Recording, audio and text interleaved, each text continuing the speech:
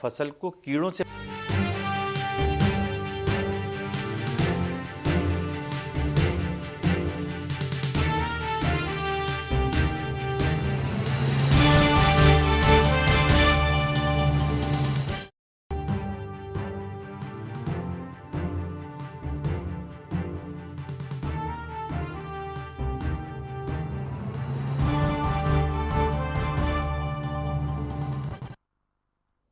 नमस्कार, मैं हूं पूजा सिंह और आपका हमारे इस खास बुलेटिन में स्वागत है। तो वहीं भदोही में सीएम योगी आदित्यनाथ, सीएम योगी की समीक्षा बैठक। यूपी में तेजी से हो रहा विकास, सीएम योगी आदित्यनाथ का कहा। साथ ही जिले में लगातार हो रहा है विकास, जिला अस्पताल का किया जा रहा है विकसित। तो वहीं जिला अस्पताल को भी किया जा रहा है विकसित, सीएम योगी आदित्यनाथ ने कहा।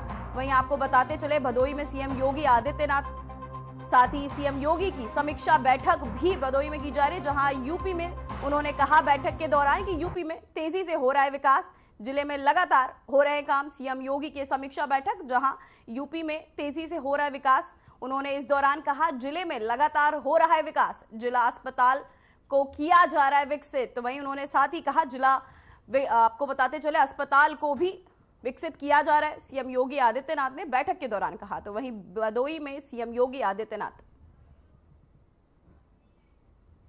तो वहीं मुख्यमंत्री योगी आदित्यनाथ ने भदोही जिले के दौरे के दौरान स्थानीय कारपेट उद्योग का निरीक्षण किया और इसे उत्तर प्रदेश ही नहीं बल्कि पूरे देश की अर्थव्यवस्था के लिए एक महत्वपूर्ण स्तंभ बताया है। उन्होंने कहा कि एक दशक पहले तक ये उद्योग गंभीर संकट से जूझ रहा था, लेकिन प्रधानमंत्री नरेंद्र मोदी की प्रेरणा और प्रोत्साहन से इसे नई जान आई है। ये उद्योग पूरे देश में योगदान दे रहा है और इसमें 60% से अधिक योगदान अकेले भदोही का है। भदोही जनपद में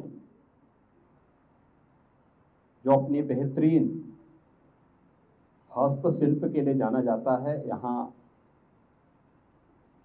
जनपद के विकास कार्यों का यहाँ के माननीय जनप्रतिनिधियों के साथ में समीक्षा करने का अवसर प्राप्त हुआ है।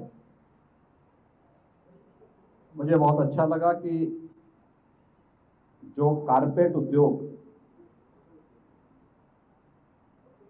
आज से 10 वर्ष पहले बहुत खराब स्थिति में था, आदरणीय प्रधानमंत्री मोदी जी की प्रेरणा से यहाँ के हस्तशिल्पियों को जो प्रोत्साहन दिया गया, आज उसका परिणाम है कि यहाँ का कारपेट उद्योग न केवल उत्तर प्रदेश में बल्कि देश में भी एक्सपोर्ट में 60% योगदान उत्तर प्रदेश का, और उत्तर प्रदेश में जो एक्सपोर्ट हो रहा है उसमें 60% से अधिक शेयर अकेले भदोही जनपद का है।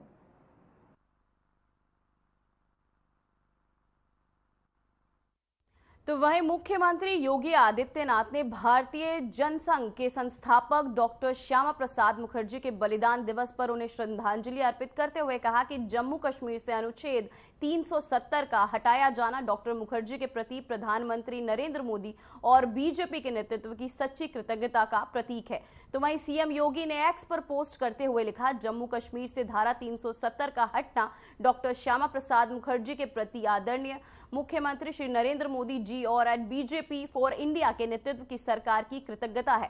उन्होंने आगे कहा कि डॉक्टर मुखर्जी ने एक देश में 2 विधान, 2 प्रधान और 2 निशान नहीं चलेंगे उद्घोष करते हुए राष्ट्र की एकता और अखंडता के लिए उनके प्राणों की आहुति दी थी। उन्होंने, आपको बताते चले, उन्होंने अपने प्राणों की आहुति दी। साथ ही एक्स पर पोस्ट करते हुए सीएम योगी आदित्यनाथ ने कहा के तत्काल बाद संविधान लागू 1950 में हुआ। 1952 में प्रथम आम चुनाव के बाद देश के संविधान में धारा 370 को डाल करके राष्ट्रीय एकता को चुनौती देने का काम तत्कालीन सरकार ने किया था। कश्मीर में परमिट सिस्टम लागू किया गया और देश की सुरक्षा के साथ राष्ट्रीय एकता और अखंडता को स्वयं सरकार में बैठे हुए लोग ही चुनौती देने लग गए थे, तब एक देश में एक प्रधान, एक विधान और एक निशान का उद्घोष करते हुए डॉक्टर श्यामा प्रसाद मुखर्जी जी ने कश्मीर में प्रवेश किया था। उनको गिरफ्तार कर दिया गया।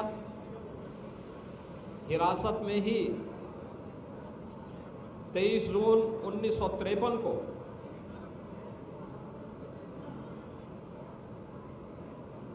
जम्मू कश्मीर के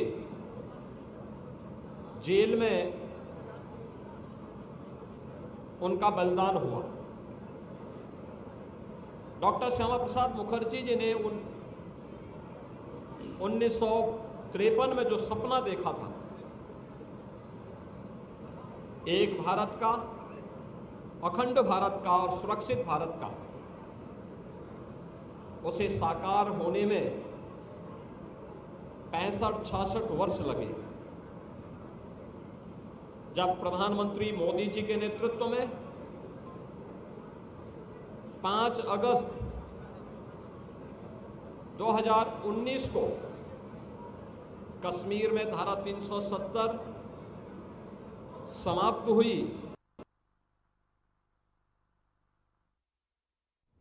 तो वहीं देवभूमि उत्तराखंड में मुख्यमंत्री पुष्कर सिंह धामी ने आज काशी विश्वनाथ धाम में विधि विधान के साथ पूजा अर्चना की और बाबा के दर्शन कर आशीर्वाद प्राप्त किया। उन्होंने मंदिर प्रांगण में धूप दिया आरती में भाग लेते हुए स्थानीय पुरोहितों के साथ संवाद किया और श्रद्धालुओं से भी मिले। धामी ने कहा कि इस आध्यात्मिक यात्रा से उन्हें नई ऊर्जा मिली, जिससे वे उत्तराखंड के विकास और जन कल्याण योजनाओं में लगा सकेंगे। साथ ही उन्होंने वाराणसी और उत्तराखंड के सांस्कृतिक संबंधों पर भी प्रकाश डाला और गृह मंत्री की अध्यक्षता वाली 4 राज्यों की परिषद बैठक में शामिल होने से पहले मंदिर निर्देशित परंपराओं के महत्व पर बल दिया।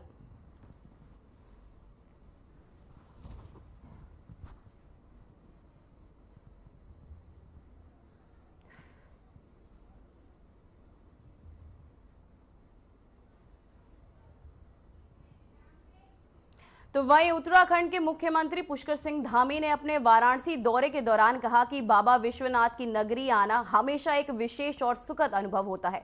ये यहां केंद्रीय गृह मंत्री अमित शाह की अध्यक्षता में आयोजित 4 राज्यों की परिषद बैठक में भाग लेने पहुंचे थे। साथ ही सीएम धामी ने बैठक के उद्देश्य पर बोलते हुए कहा कि विकसित भारत के लक्ष्य को प्राप्त करने की दिशा में सभी राज्य मिलकर कार्य कर रहे हैं। उन्होंने ये भी स्पष्ट किया कि उत्तराखंड भी इस लक्ष्य की पूर्ति में अपना सक्रिय योगदान दे रहा है।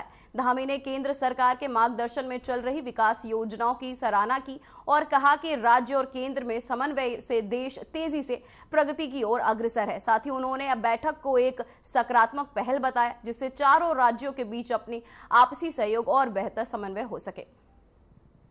जो है 4 राज्यों की यहाँ काउंसिल की बैठक होती है, उसमें हमारे अनेक मुद्दे होते हैं जो अपने राज्यों से संबंधित होते हैं, विकास के मुद्दे होते हैं, भारत सरकार से जुड़े हुए मुद्दे हैं।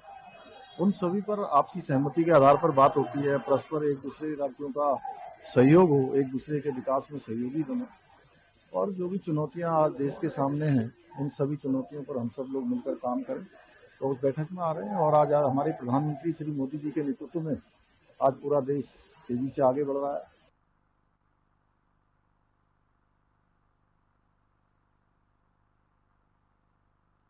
तो वह लखनऊ से खबर सामने आ रही, जहां बसपा ने बदली रणनीति। 2027 से पहले नया मास्टर स्ट्रोक आकाश को लेकर बना प्लान। बिहार चुनाव के बाद सक्रिय होंगे आकाश।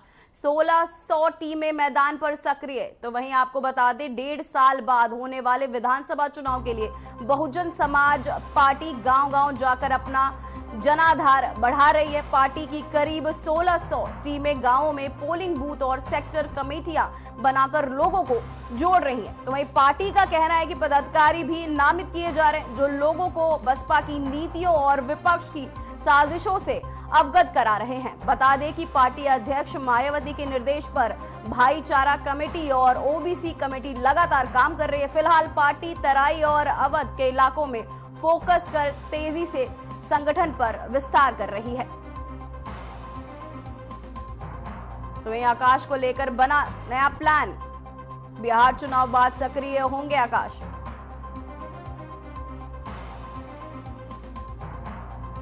बसपा ने बदली अपनी रणनीति चुनाव को लेकर, जहां 2027 से पहले नया मास्टर स्ट्रोक, आकाश को लेकर बना नया प्लान। बिहार चुनाव के बाद आपको बताते चले, अब बीएसपी सक्रिय हो गई है।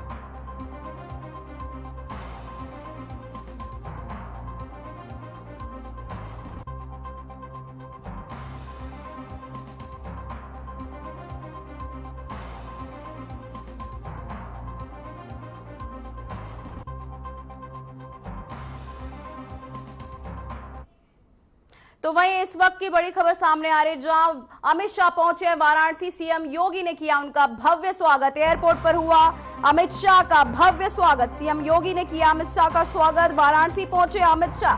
तो वहीं आपको बताते चले, वाराणसी पहुंचे हैं गृह मंत्री अमित शाह, जहां सीएम योगी ने अमित शाह का किया है स्वागत। एयरपोर्ट पर अमित शाह का भव्य स्वागत सीएम योगी ने किया।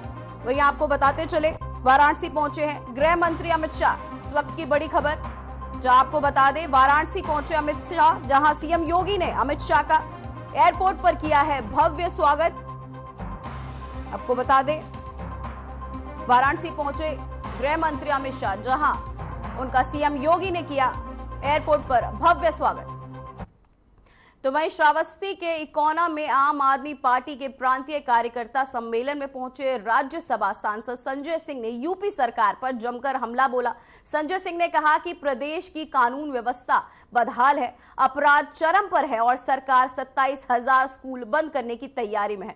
उन्होंने ये भी दावा किया कि यूपी में 6,000 से ज्यादा स्कूल ऐसे हैं जहां सिर्फ एक शिक्षक तैनात है। संजय सिंह ने डबल इंजन की सरकार को कबाड़ा करार दिया और बदलाव का आह्वान किया है। उसको पूरी मजबूती के साथ आम आदमी पार्टी लड़ेगी और गांव-गांव में अपना संगठन निर्माण करेंगे। आपके प्रश्नों दिल्ली में तो बुलडोजर चल ही रहा है, यूपी में भी मदरसों को ताबड़तोड़ तरीके से तोड़ा जा रहा है, क्या कहेंगे? देखिए, मदरसे ही नहीं, मदरसे तोड़े जा रहे हैं, दरगाहें तोड़ी जा रही हैं। हमारे खुद के जनपद सुल्तानपुर में 35 घर सफाई कर्मियों के थे, 40-40 साल से वहां रह रहे थे। मोदी जी तो उनका पैर धोते हैं फोटो खिंचवाने के लिए। 35 के 35 घर जमींदोज कर दिए गए। अभी मैं काशी से होके आ रहा हूं, मैं आपको बता रहा हूं 42 दुकान मकान जमींदोज कर दिए गए। तो मदरसों को टारगेट कर रहे हैं अपने राजनीति के चक्कर में, लेकिन किसी को नहीं बख्श रहे हैं। अभी एलडीए का नोटिस मिल गया है लखनऊ में, वहां भी दुकान मकान सबका तोड़ने जा रहे हैं। तो इसके खिलाफ देखिए, बुलडोजर अगर चले तो किसी भी वर्ग को खुश नहीं होना चाहिए कि आज मुसलमान पे चल रहा है, चलो जश्न मनाओ, फिर कल हिंदू पे चल रहा है, चलो जश्न। इसका कोई अंत नहीं है, वो अपने साथ नहीं है।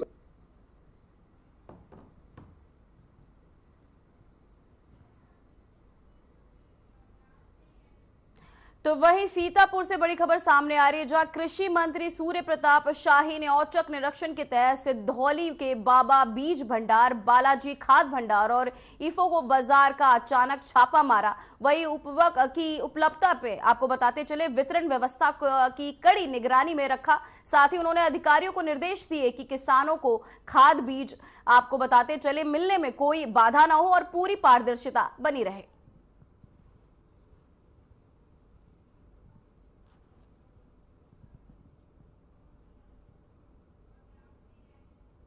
तो वहीं खबर कन्नौज से है, जहां गैंगस्टर एक्ट के तहत दर्ज मामले में बंद पूर्व समाजवादी पार्टी नेता नायब सिंह यादव और उनके छोटे भाई नीलू यादव को आज भारी सुरक्षा व्यवस्था के बीच कन्नौज की गैंगस्टर कोर्ट में पेश किया गया। दोनों भाइयों को बांदा और कौशाम्बी जेल से लाकर अदालत में पेशी के लिए लाया गया। वहीं बता दें कि करीब 10 महीने से जेल में बंद नवाब सिंह यादव और नीलू यादव पर संगठित आपराधिक गतिविधियों में संलिप्त होने का आरोप है। कोर्ट में सुनवाई के दौरान सुरक्षा के कड़े इंतजाम भी किए गए थे। मामले की अगली सुनवाई की तारीख जल्द तय की जाएगी। तो वहीं पुलिस और प्रशासन की ओर से दोनों आरोपियों को दोबारा जेल भेज दिया गया है।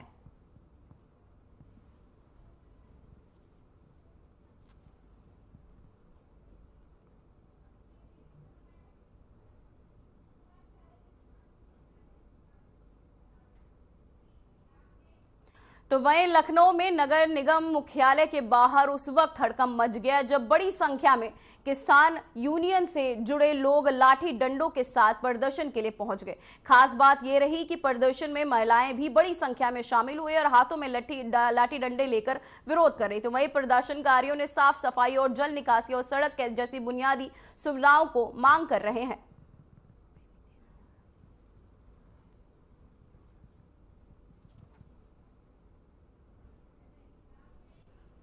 तो वहीं संभल से खबर सामने आ रही है जहां राजा मुस्तफा मस्जिद की मीनार हटेगी। मीनार हटाने पहुंचे ठेकेदार और मजदूर। मस्जिद कमेटी खुद कर रही है ध्वस्त। संभल नगर पालिका की जमीन पर बनी थी ये मस्जिद। मस्जिद कमेटी ने खुद शुरू की मस्जिद की तोड़फोड़। 40 फीट ऊंची मीनार को गिराने में आ रही थी दिक्कत। वहीं 34 अवैध मकानों को भी नोटिस की कार्यवाही जारी रहेगी। तो वहीं आपको बताते चले कि मस्जिद कमेटी ने खुद शुरू कर दी है मस्जिद को गिराने की तैयारी। साथ ही संभल से खबर सामने जहां राजा मुस्तफा मस्जिद की मीनार ढाई जाएगी, जहां आपको बताते चले मस्जिद कमेटी खुद करा रही है मस्जिद को ध्वस्त। संभल नगर पालिका की जमीन पर बनी थी ये मस्जिद, जिसे लेकर मस्जिद कमेटी ने खुद शुरू की है कार्यवाही। साथ ही आपको बता दें राजा मुस्तफा मस्जिद की मीनार अब हटेगी। मीनार हटाने पहुंचे ठेकेदार और मजदूर। मस्जिद कमेटी खुद करा रही है ध्वस्त। संभल नगर पालिका की जमीन पर बनी थी ये मस्जिद। 34 अवैध मकानों को भी नोटिस जो है वो जारी कर दिया गया है। राजा मुस्तफा मस्जिद की मीनार अब हटेगी। मीनार हटाने पहुंचे आपको बता दें ठेकेदार और मजदूर जो है वो मीनार को हटाने के लिए पहुंचे, जहां मस्जिद कमेटी खुद करवा रही है उसे ध्वस्त। 34 अवैध मकानों को भी नोटिस जो है वो जारी कर दिया गया है। तो भाई आपको बताते चले मीनार हटाने पहुंचे ठेकेदार और मजदूर। मस्जिद कमेटी आपको बता दें खुद ध्वस्त करा रही है मस्जिद। साथ ही 34 अवैध मकानों को भी नोटिस जो है वो जारी कर दिया गया है। राजा मुस्तफा मस्जिद की मीनार अब हटेगी। तो वही खबर हमीरपुर से है जहां जिलाधिकारी घनश्याम मीणा पंतरा पावर हाउस पहुंचे, जहां बिजली विभाग के अधिकारियों को फटकार लगाई। बता दें कि एक्सीएन लेखराज सिंह को डीएम ने चेतावनी दी। डीएम ने चेतावनी देते हुए कहा 2 दिन में सप्लाई शुरू हो वरना एफआईआर कराएंगे। आम जनता को पावर कट से निजात मिलेगा। तो वहीं पावर कट की समस्या को लेकर पहुंचे जिलाधिकारी पावर हाउस पहुंचे, जहां संबंधित अधिकारियों को उन्होंने सख्त निर्देश दिए और साथ ही बिजली अधिकारियों को उन्होंने फटकार भी लगाई है। एक्सीएन लेखराज को डीएम ने लगाई। आपको बताते चले वहां पहुंच निरीक्षण किया, साथ ही अव्यवस्था को देखते हुए संबंधित अधिकारियों को फटकार भी लगाई है।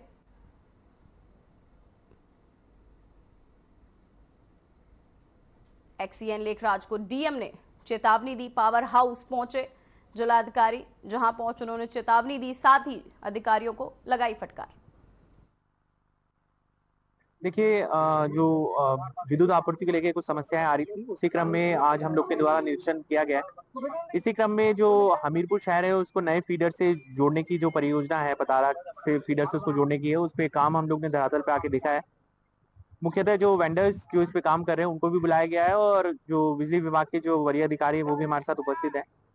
निर्देशित उनको ये किया गया है कि 2 दिन में ये जो फीडर से जोड़ने का जो कार्य है, पतारा फीडर से जोड़ने का जो कार्य है उसको कराया जाए और इसमें कोई किसी भी तरह की जो लापरवाही वो बर्दाश्त नहीं की जाएगी। और इसके लिए मॉनिटरिंग के लिए हम हमारे जो प्रशासन के अधिकारी उनको भी लगा रहे हैं और रेगुलरली फॉलोअप करके प्रयास करेंगे कि 2 दिन में ये नए फीडर से हम लोग जो हमीरपुर शहर है उसको जोड़ लें। तो वहीं गाजियाबाद से खबर सामने आ रही है जहां दीपक ने माउंट एवरेस्ट पर तिरंगा फहराया। मुरादनगर के जलालाबाद का नाम रोशन किया है। विश्व की सबसे ऊंची चोटी पर पाई विजय। तो वहीं आपको बताते चले मुरादनगर के जलालाबाद का नाम रोशन किया है दीपक ने। साथ ही विश्व की सबसे ऊंची चोटी पर उन्होंने विजय पाई। मुरादनगर के जलालाबाद का नाम रोशन किया है। साथ ही विश्व की सबसे ऊंची चोटी पर उन्होंने फहराया तिरंगा, जहां आपको बताते दीपक ने माउंट एवरेस्ट पर तिरंगा फहराया। तो वहीं फिरोजाबाद में सोमवार दोपहर हुई महज 20 मिनट की मूसलाधार बारिश ने नगर निगम में स्मार्ट सिटी के दावों की पोल खोल कर रख दी है। शहर में Ghantaghar road, Kotla road, medical college, service road और नगर निगम कार्यालय तक जल भराव से बुरी तरह प्रभावित हो रहे हैं। साथ ही बारिश ने जहां लोगों को उमस से राहत दी, वहीं सड़कों पर भारी जल भराव ने प्रशासनिक लापरवाही उजागर कर दी। तो वहीं स्थानीय दुकानदारों ने आरोप लगाया कि नालों की समय पर सफाई नहीं हुई, जिससे हर साल की तरह इस बार भी बारिश ने शहर में को डुबो दिया है। तो वहीं नगर निगम कार्यालय तक पानी भरने से लोगों में नाराजगी है और नगर पालिका के स्मार्ट सिटी के नाम पर चल रही इस दिखावटी तैयारियों को लेकर कड़ा सवाल खड़ा कर दिया है।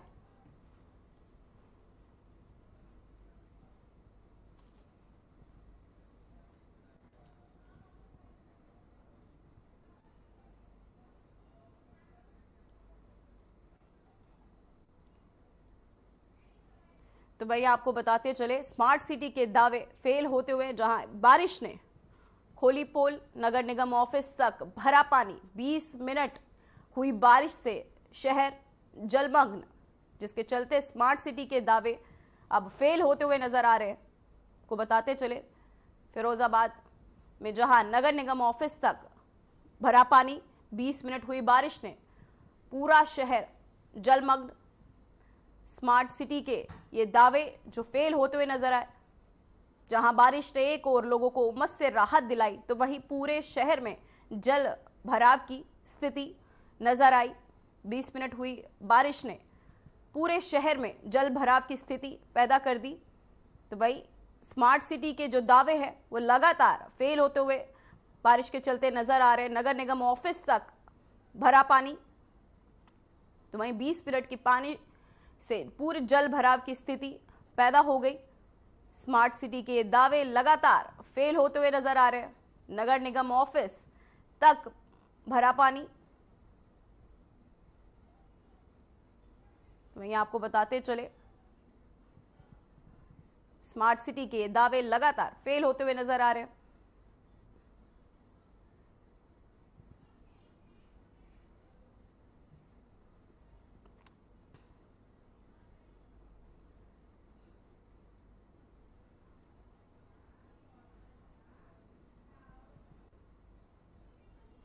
नगर निगम ऑफिस तक भरा पानी, 20 मिनट हुई बारिश से आपको बताते चले पूरा शहर जलमग्न, जहां शहर के कुछ इलाके अब जलमग्न हो चुके हैं। जो स्मार्ट सिटी के दावे लगातार फेल होते हुए नगर निगम ऑफिस तक भरा पानी, 20 मिनट हुई ये बारिश ने पूरा शहर जलमग्न कर दिया।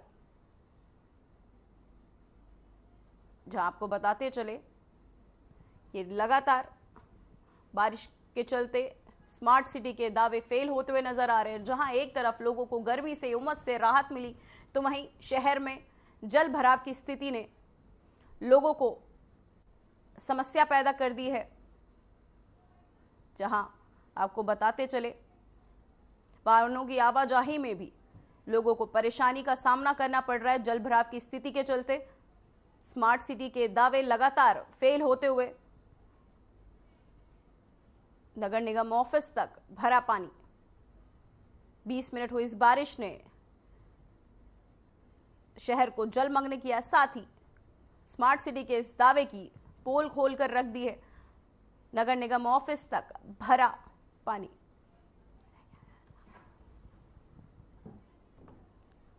वहीं आपको बताते चले,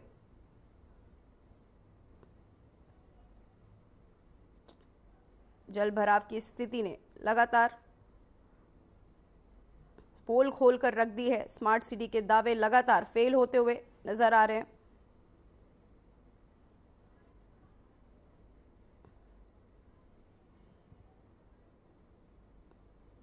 तो वहीं बारिश से जलमग्न हुआ शहर के कुछ इलाके।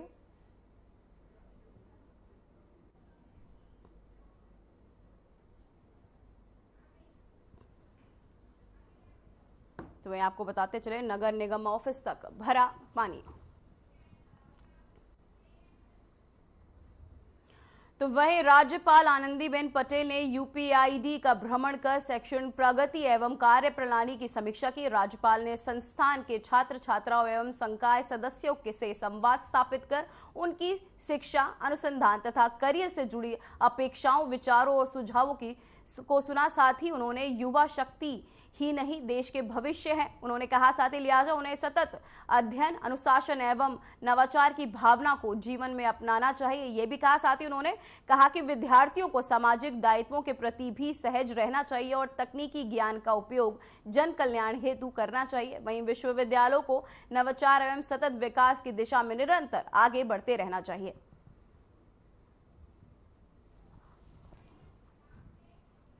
फिलहाल खबरों में बस इतना ही। मुझे दीजिए इजाजत। नमस्कार।